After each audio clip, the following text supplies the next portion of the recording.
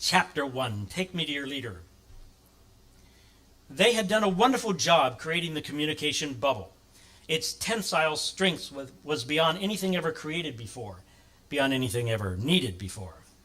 The council members gathered around the control bubble, a large, half-abode-sized master bubble.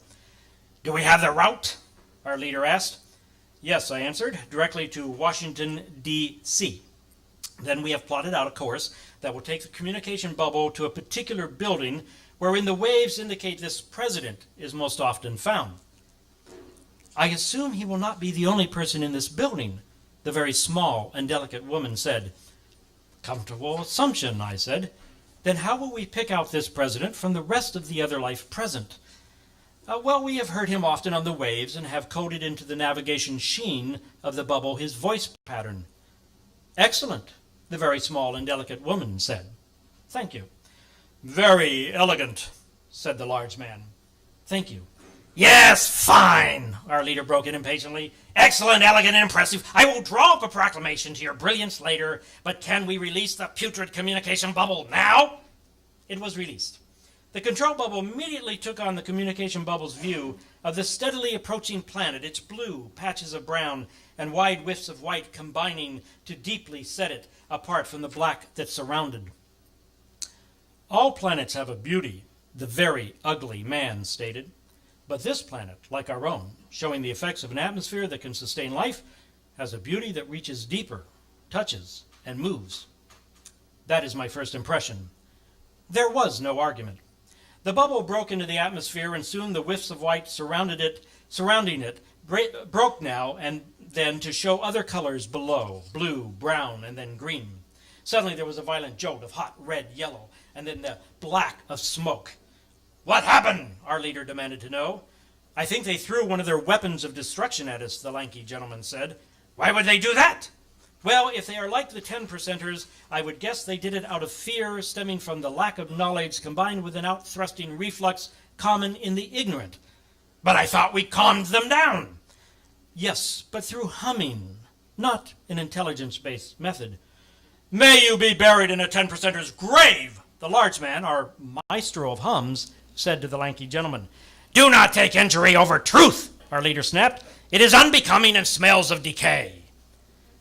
There is also the fact, I thought I should offer, that the bubble is heading towards their leader with no indication of its intent.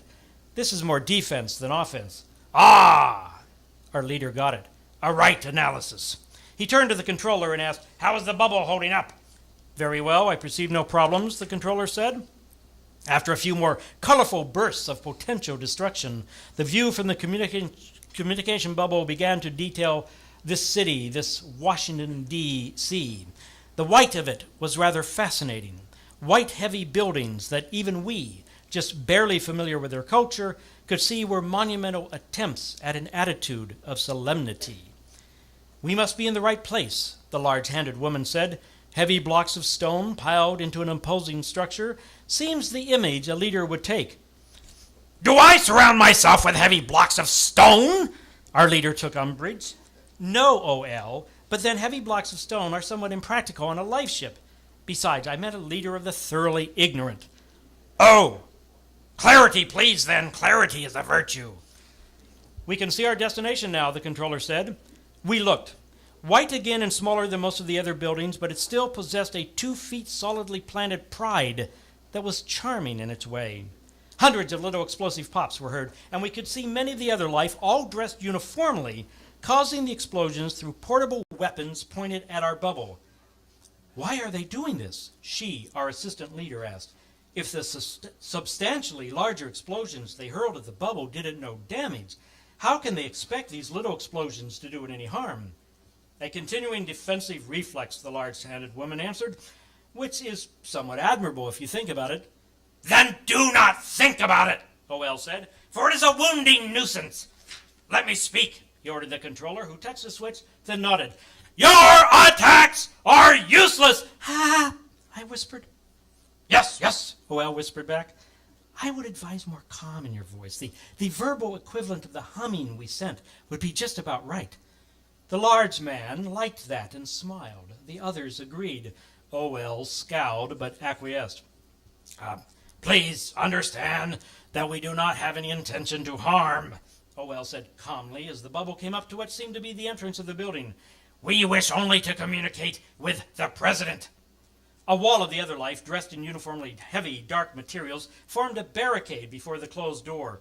One of the uniformly dressed other life, uniform but with a flash of additional accessories, stared at the bubble and spoke. You can speak English? Is this what you call this torture to my tongue? Owell said, as we all immediately did our best to give him his own famous look of admonishment, which caused him to grudgingly change his tack to a more calming one. Yes. We have been endeavoring to learn it. Excuse any mistakes I make. You are, I take it, from the spaceship that has invaded our skies. Invaded is a very harsh word, I whispered to Owell.